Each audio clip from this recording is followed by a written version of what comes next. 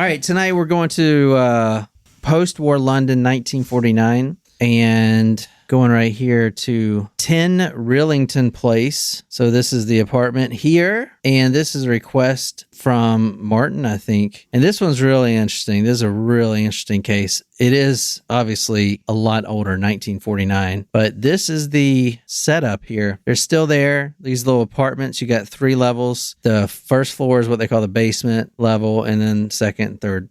So that's where we're going to tonight. And that is 10 Rillington Place. It's actually in Notting Hill. Oh. So like Hugh Grant. Wait. Yeah, great movie. Hugh Grant. Yeah. I drove past there on a tour when I went across the pond. Did you see Hugh Grant and Julia Roberts? I did not. Very cute. But guess what, guys? I am going to Mexico next year. Nice. God, why? Yeah, for a wedding. Fun. Dude, who is doing weddings there anymore? Holy shit. We just did a headline. They went to a wedding and like half of them were drugged. Well, if it happens, it happens. Like, at least Have it'll a great be a time. Yeah, fun we're going to have to look for a new co-host probably.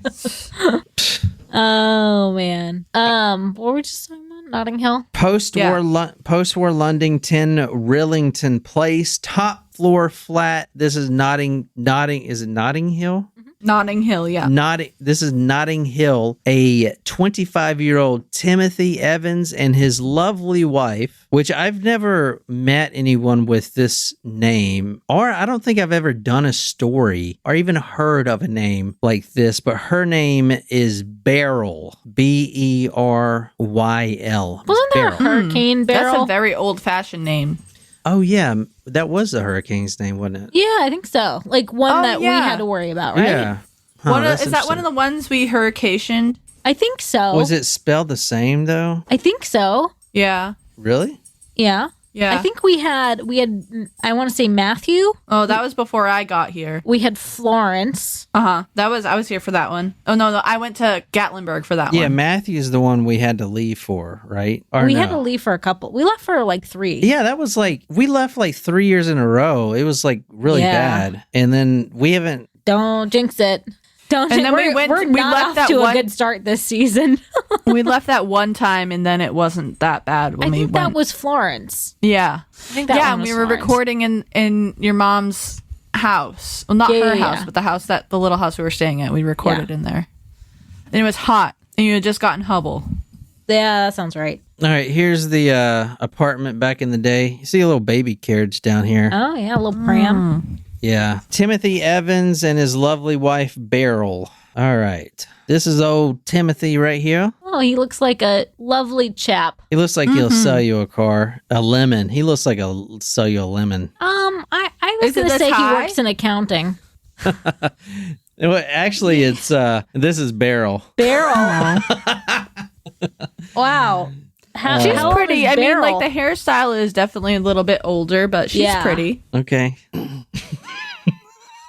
I'm sure that if there was a modern couple, like you would think differently. They look what's the word? I don't want to say the word British. Geeky, but wholesome. Yeah, that's the word I was thinking of too. All right. We'll settle on that. That sounds nice. All right, Timothy and his 18-year-old wife, Beryl. She's 18? How old is he? He's 25. I just said that. I'm sorry, I didn't hear that. Man, it must be nice to have an 18-year... I'm just kidding. Those girls are crazy. 18 years old, you got to be fucking crazy to be 18. There are girls on my basketball team that are 18. Like, I couldn't imagine... I can't even believe that when I was younger, I was like, I want to be married by the time I'm 25. And now that I'm in my 30s, I'm like, F that. What was I even thinking? Like, why did I think that? All right. Wow. She's definitely trying to look older. Not even a year ago. So this story is in 1949. Not even 1 year ago, Beryl, and again, that's her name, Beryl Evans had given birth to their daughter, Geraldine. And now she's pregnant again. Oh, Lord. You're going to have 2. Holy Irish Jesus. twins. In October of 1948, Beryl gave birth to their daughter, Geraldine. The couple, they are in dire straits. They are having financial difficulty like a lot of people did post-war. All right, this is 1949. And as we'll talk about, this 25-year-old Timothy, he's not the brightest crayon in the box. Have you heard that said about you? I have. Said about you, Jen? We say that about not to my Hubble. face. Anyway, so this couple, they are having some financial difficulties. So it's different from America, right? So America, post-war, we were accelerating. We were thriving, man. Thriving, the New Deal and all this shit. But in the UK, it pretty much wiped out their entire economy. Everything was rubbled, too. They rubbled. Literally had to rebuild. In Notting Hill, especially, right down the street, there was apartments that were bombed. So not only is the economics completely different over there and everyone's struggling, but now she pregnant again. God, no, she like a baby farm. The New Deal was the other Roosevelt, I think, but whatever. I'm just No, the New Deal was FDR. It was before the war. But before the war was the same FDR. You said it was the other Roosevelt. Yeah. There was only two Roosevelts. There was it was Teddy. Yeah, it was Teddy. No, it was FDR. It was FDR. Okay. What are you saying? Okay. okay. Like that's the truth. Okay. Okay. I was wrong. What do you want me to say? Wow, you just giving up. You guys both No, I seem think really he sure. wants you to apologize is what he really wants, but don't give in. Well, my sure is like, I seem sure, but it's usually like 50-50. Oh, you're right. The New Deal was FDR. All right, well. I'm sorry. Do you wish that I put up more of a fight? Yeah, I kind of do, but whatever. It's bad enough that Timothy's job is barely feeding the family. He's not, as you would say, in finance. He is... Oh, he looks like an accountant, though. It's bad enough that Timothy's job is barely feeding the family. He is not in finance, as you thought. He is a produce delivery man. Also, hey, someone's got to do it. Also, he's got that taste for the sauce. He likes to drink. Oh. Like someone else on this podcast. He likes to drink. You leave my habits out of this. He likes to drink. He's not talking about you. I'm talking about the... Staying hydrated. He likes to drink, and lately he's been hitting that bottle like Diddy be hitting Ross. Oh, Jesus. It's an expensive habit, Diddy. So apparently Rick Ross and Diddy were...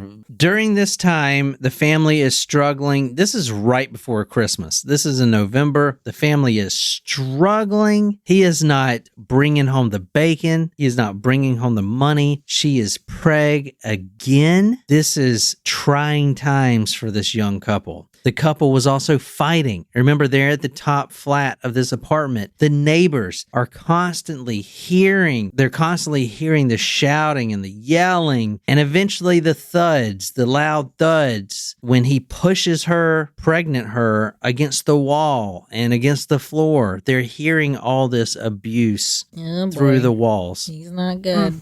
Unfortunately for Timothy and his wife, abortion is not the answer, because in the UK, abortion was illegal. Well, especially in the 40s, it wasn't legal in many places, if any. Mm-hmm. So here's the thing. You got another mouth. You can barely feed the baby mouth that's already out. You can barely feed your wife. She is getting pregnant all the time. I mean... all the time. It's happened twice. What are you going to do?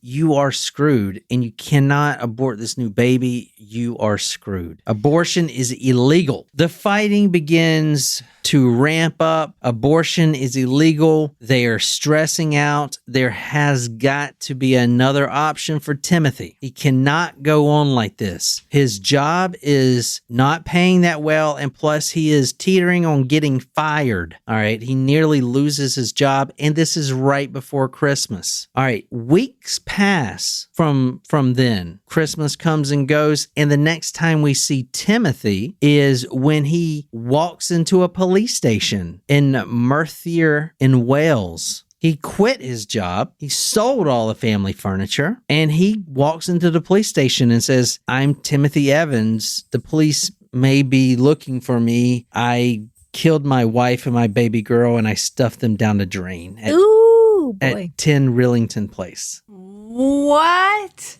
Oh, no. I said, he killed everybody. He says that I know you guys are looking for me. It's been a few weeks. I've been living with my aunt. I killed my baby girl and my wife, Beryl, and I shoved them down the drain in my apartment at 10 Rillington Place. Wow. So why do people try to stuff body parts down pipes? So I know that was a short story, but I'm just kidding. It's like, wow, that's short. All right. If you log on here and you know this story, please don't ruin it. All right. Timothy was immediately arrested. He was put on death row, and on March 9th, 1950, he's hanged for the murder of his wife and child. He went to the gallows begging for his life, saying that he didn't do it. What? He didn't kill him. But he went to the police station. But he just said that things. he did. I'm so confused. He went to the gallows saying that he is an innocent man. So let's find out. False confession? Doesn't sound like it. On this episode, let's find out if Timothy Evans was an innocent man or not. Either way, he was hanged for the murder of his wife and baby. So, oh boy. On the next episode, you guys don't even like me anymore. We love you. Stop. No one even is on here talking. Oh, please. Let's talk about this couple, and then we'll decide if he did it. Okay. Timothy Evans met Beryl Thorley in January 1947 on a blind date. Would you rather go on a blind date or a deaf date? I just saw the Seinfeld episode. Jim, what would you rather go on, a blind date or a deaf date?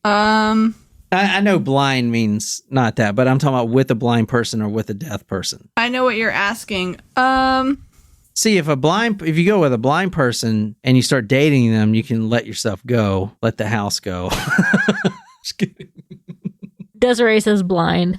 I don't know. I don't know. I don't know.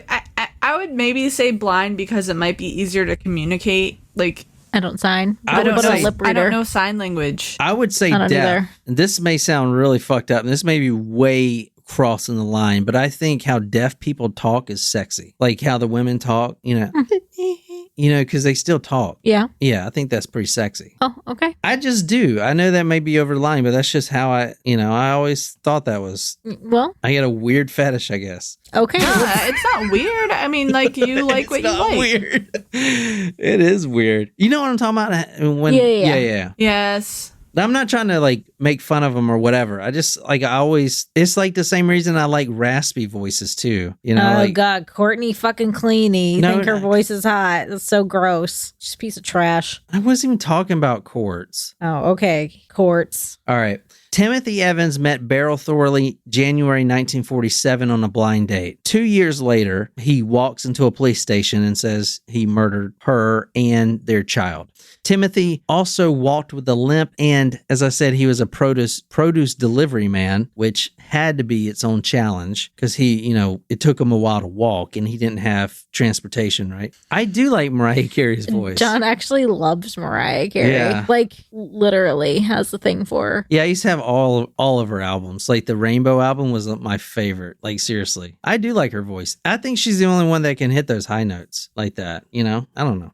Timothy has absolutely no education. He's illiterate. He spent his childhood years in the hospital with a chronic foot infection. Everyone who knows Timothy Evans will tell you that he has the mind of a 12-year-old child. Mm-hmm.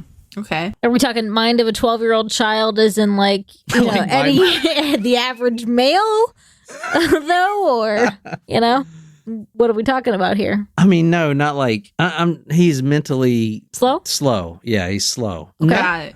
Yeah. So the couple married later that year after they met, September 1947. They were really happy. Everything was going great. They had a good future. She grew up in a really good family. They were rooting for the couple. They thought they would go far. And at the time, he was 22 and she was 18.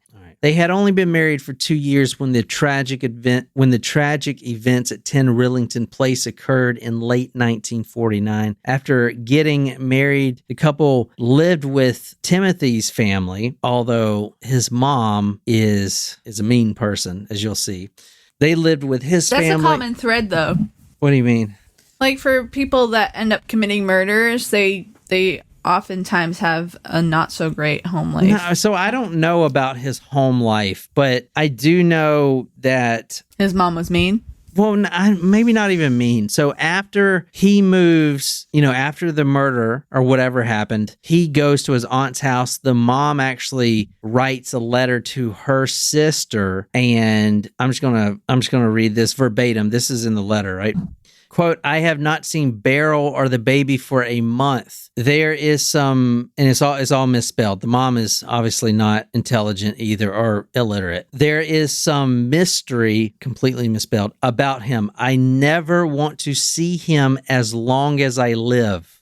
Everywhere I go, people asking for him for money he owes them. I am ashamed to say he is my son.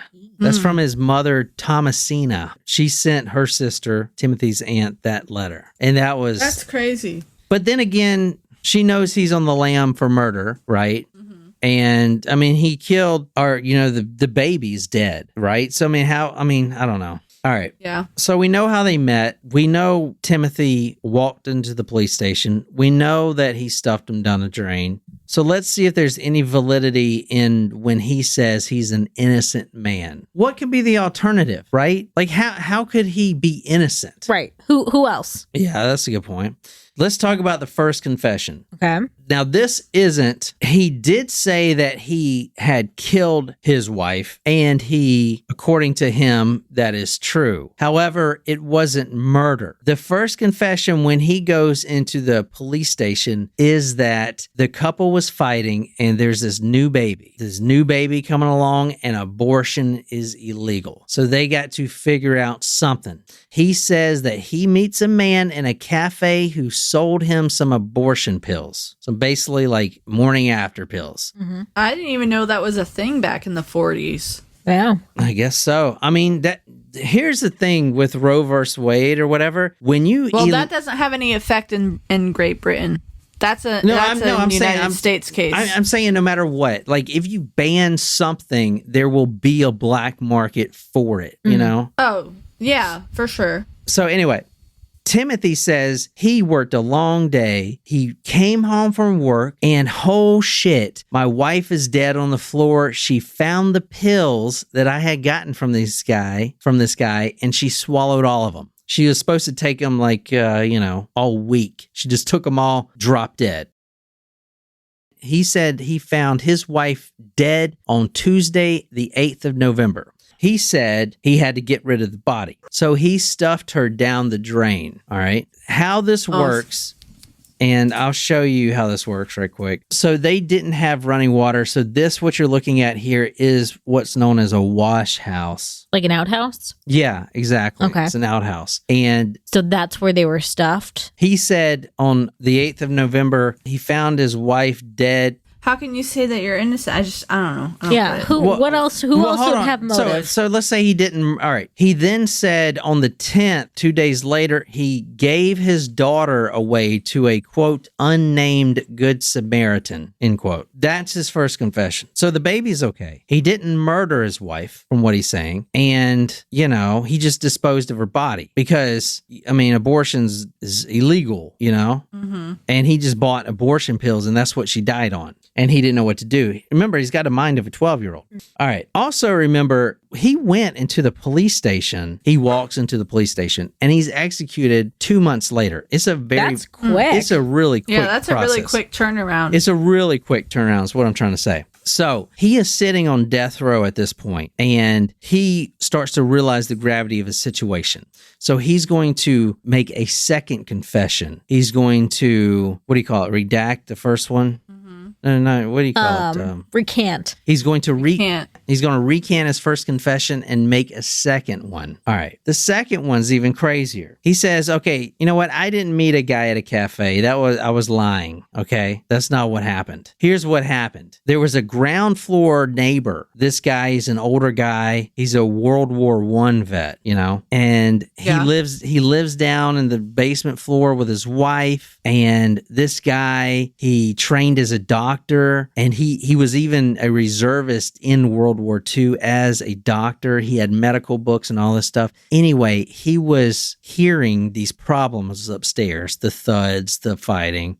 And he saw Beryl with the, quote, problem, end quote, growing inside of her, and he could help. He could give her a back alley abortion because he doesn't want them to stress. And he knows this is really stressful. So this is what he's saying. He's basically blaming his neighbor, right? Okay.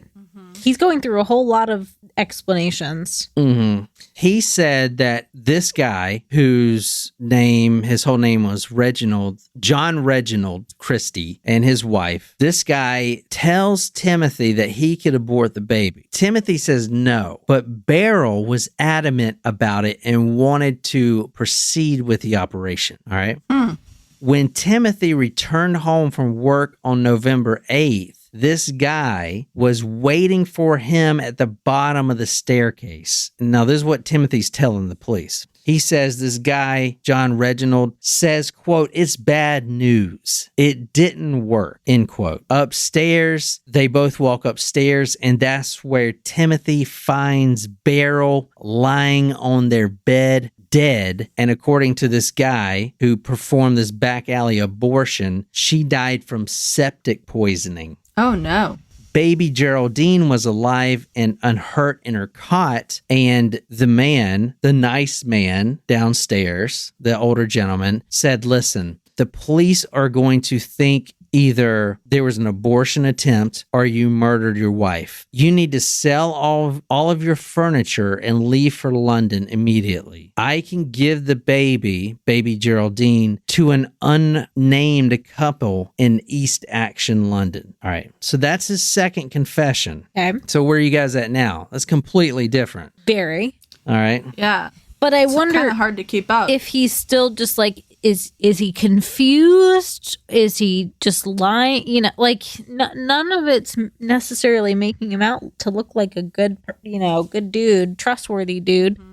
So you said it's hard to keep up with. Let me just back up, recap it really quick. Couple going through arguments, post-war London. Mama gets pregnant again. They can't feed it. They want an abortion. The wife ends up dead, or she's murdered or something. He says he stuffed her down a drain into the wash house after he bought some pills from this random guy at a cafe. Second confession, he says that the downstairs neighbor, a nice old man who lives with his wife, performed a back alley abortion. She died, and then the baby's safe in both scenarios. That's where we're at. All right. Mm-hmm. Either way, this guy is still sitting on death row. Okay. Confession 3, right? December 2nd, the police search for the body because they still haven't found the body, right? They look into the wash house and they find the body behind a stack of timber boards. All right. That's a lot different than being stuffed down a drain. All right. Yeah. Yeah, for sure. The body was behind a stack of timber boards wrapped in a green tablecloth. And here's not a blue tablecloth, a green tablecloth. And here's the thing. It wasn't just Mama. It was also baby Geraldine. Both are now killed. So at this point, one is definitely a murder if the other is not. Mm-hmm. If she did swallow all these pills, something happened to the baby. Right. You know, the baby wasn't getting an abortion. You know what I'm saying? So there is at least a murder here. Mm-hmm. Okay. So now he's got a lot of explaining to do. He was upset. Lucy, you have some splaining to do. I was thinking that too, Jen. Sorry, I had to. I'm glad you did. All right. This is from the Parliament. The Parliament. In the Notting Hill police station, Timothy was confronted with the tablecloth and the tie that had been used to strangle his daughter. He then made a third statement to police in which he now claimed he and Beryl had gotten into a fight over money. In a fit of rage, he had strangled her with a piece of rope. He hid her body in the unoccupied middle flat, strangled Geraldine the following night, then put both bodies in the wash house. Oh my gosh, so it was on 2 different nights, so it's like he was really in it. Like, it wasn't like, oh no, what am I gonna do? He was like, shoot, I killed my wife and my unborn child. Well, I guess I gotta kill this baby too, because I can't take care of her without a mother around. Yeah, this is him like, getting... The fuck? This is him being brought to the death chamber right here. Oh, he's like, oh man, I fucked up. That's what that face says to me. But you remember, he goes to the gallows claiming he's an innocent man. Well, all right? I mean, he's confessing every time, just a slightly different story. Like, he's not saying he didn't do it. Right. The trial goes relatively quickly, and it begins January 11th, 1950. The trial is at the Old Bailey Courthouse. The prosecution must rely on neighbor accounts and witnesses because they know at this point he did it, because he's confessed, he's changed his confession, but they have to really drive that point home. Mm-hmm. Timothy is now claiming, so his fourth reiteration, that he didn't do it at all and the downstairs neighbor did it. Quote, Christie done it. That's what he kept saying. John Reginald Christie, that guy. So they bring this guy, Christie, to court, and now he's an older man. They put him on the stand. Remember, he was a World War I veteran. Mm-hmm. He has bad eyesight, and he could barely speak because he barely survived a gas attack during the war. And now he has to testify with his wife that I know Haven't Timothy. this man been through enough? I know Timothy, not very well. Yes, I was trained in the medical field, but I didn't perform any abortion. Like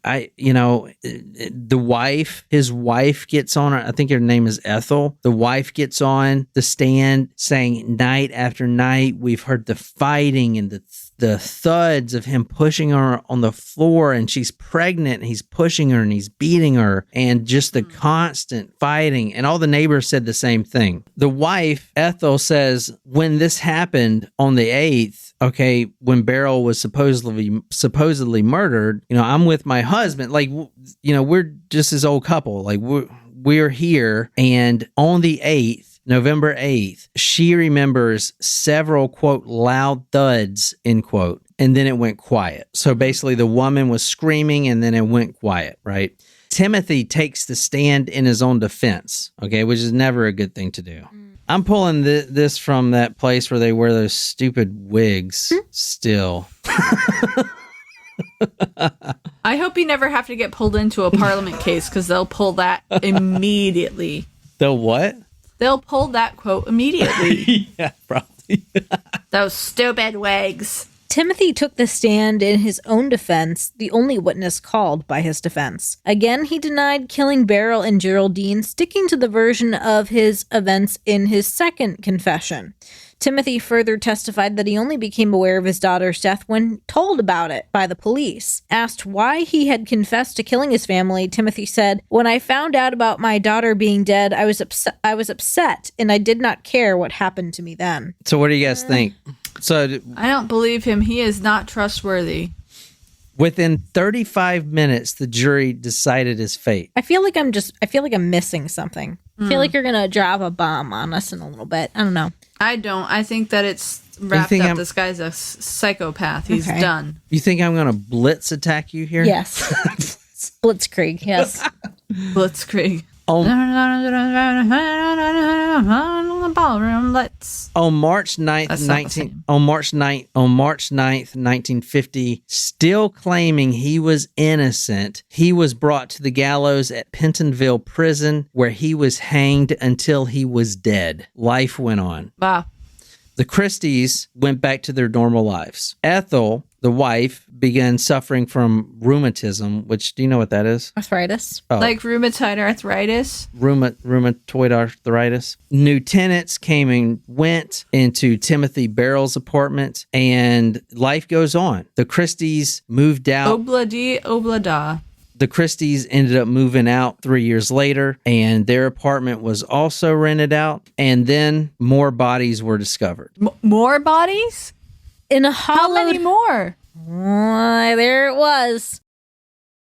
In a hollowed alcove in the Christie's kitchen wall were the bodies of 3 women. A 4th woman was found under the floorboards in the sitting room. The 3 women in the kitchen had all been sexually assaulted and had shown signs of carbon monoxide poisoning, and all 4 victims had been strangled to death. So, oh my goodness. So was he taking the fall for this guy and then was like, no, I'm not going to do this anymore, and he got killed for it, and it's actually the renter? So this is John Christie, one of London's most notorious depraved serial killers. All right. Here's what I am surprised. Well, shoot. At that ending. There was a 4th woman, Ethel, his wife, found under the floorboards. Oh, his wife was one of the victims. Mm-hmm. The wife, or perhaps he, had written her sister to tell her that she had rheumatism and couldn't write and was, quote, leaving on vacation. Also, in the back garden, many more skeletons were found. Ruth Forrest, 21, and Muriel Eady, 34, both went missing in 1944 before the murder of Beryl. The police were literally stepping on the bones and didn't notice. And it's not like they were hidden, okay? If you want to read this quote. This was in the wash house, the back by the gate. More details of ineptitude came to light. In 1949, children playing in a bombed-out site near Rillington Place discovered a human skull, later identified as Muriel Eady's, and a human leg bone was propping up the garden fence. John Christie is one of UK's most sadistic serial killers from that era. Wow. And he did say, I'll help you get rid of this problem. And Timothy was at work. He came home and found his wife dead. And then John Christie, this nice old doctor, said, don't worry, I'll take care of Geraldine. I'll send them to a good Samaritan couple for you. Both baby and mama were strangled to death. An abortion wasn't even performed. He had raped Beryl while Timothy was working and then strangled both. Now this guy, Timothy Evans, was hanged for this, okay?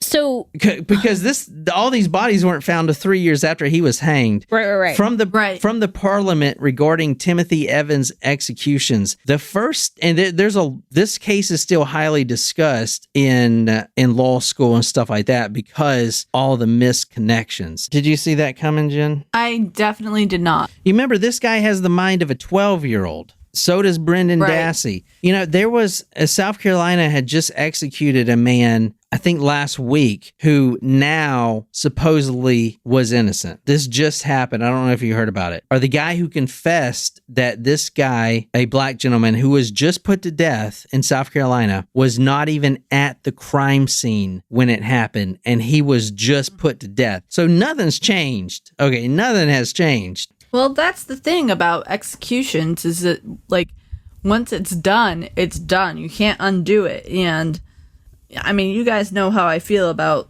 executing people. Yeah. But I'll read this thing, but I'll ask a question so that you can answer. So if this guy is one of the, kind of most prolific killers, did he move out of the apartment and they found it and he was still alive? Mm-hmm, yeah. Or I was wondering if he killed his wife, moved out, and then he was caught. Yeah. So I didn't go into, I'm just doing this case. I didn't do this whole serial killer, but I hope we do. John Reginald Holiday Christie, born 1899. He died 1953 at age 54, and he was executed. So they executed him after they found all his bodies. Why did he move? He probably could have gotten away with it. Yeah, if it wasn't for those meddling kids. From the Parliament regarding Timothy Evans' execution, the first statements made by a number of workmen to the police and backed by timesheets, workmen who happened, by the most extraordinary coincidence, to be working in this fatal house over this critical week, showed the following things. First, they showed that workmen were going in and out of the wash house, where the bodies were said to be. And between the 8th and the 10th, that they cleaned it out on the 11th. They said that there could not have been bodies in the wash house at that time. So remember, hold on. Remember, all three confessions, all four confessions, he was adamant that he killed her on the 8th and brought her body down there. And that's where they found it. But these workmen say they were there on the 11th. And there was no way in hell there was a body there. They said So it's almost like he coached him on it. No, this is the misconnection. Like, you put this guy to death, and then you're like, how do we miss that? They didn't follow That up is on it. such a, that isn't even, it's not even logical. Right. They said that there could not have been bodies in the wash house at that time. It follows inescapably, if that evidence is true, that Evans must have been lying. It could not be true that he murdered his wife on the 8th and his baby on the 10th and carried them to the wash house, because the wash house was cleaned up by these workmen on the 11th. Not only that, his first confession can be thrown out, because he said he goes to the police and says he put his wife and the daughter in the drain. Okay. The drain, not like in your apartment, but the actual drainage outside. It takes at least 3 men to lift that manhole. That was from the Parliament. It said that at least 3 men are required to lift it because it's so heavy. So how could he do that by himself? You know, I mean, they were never in the drain, right? They were in the wash house. But he first went into the police station and said he put them in the drain. He couldn't have lifted that. So the first confession should be out. The second and third should be out, because it wasn't the 8th that he did this. The bodies weren't even in there until, way after that. In fact, what it was is, yes, she was dead on the 8th. But she was in John Christie's apartment, hidden in the walls, and then he moved her down to the wash house after, the workmen left. All right, I hope you guys enjoyed. We'll be back tomorrow for some more fun. But until next time, good night, you lovely, lovely people.